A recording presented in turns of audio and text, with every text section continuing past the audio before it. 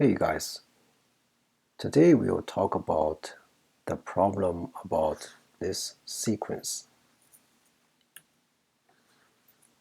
For our first solution, since 5 is greater than 1, we can use the recursive formula on a sub 5 to represent it with a sub 4. Let's repeat the process on a sub 4, a sub 3, and finally a sub 2. If we replace a sub 1 with its value of 1, we get our result. From here, we can see that a sub 5 follows a certain pattern.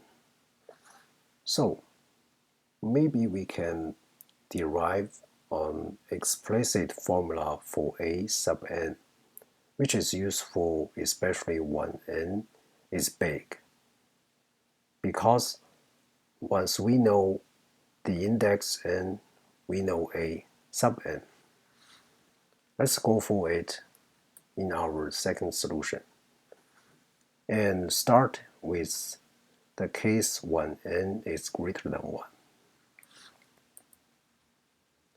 To use the recursive formula on a sub n and represent it with a sub n minus 1.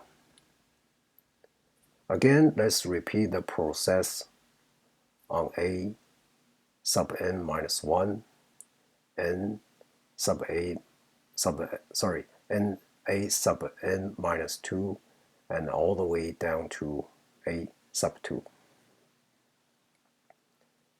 Similarly, if we replace a sub 1 with its value of 1, we get this formula. From here, we can see that a sub n follows the exact pattern as the sum of first n natural numbers, which is equal to this formula when n is greater than 1. Let's continue with the case when n is equal to 1.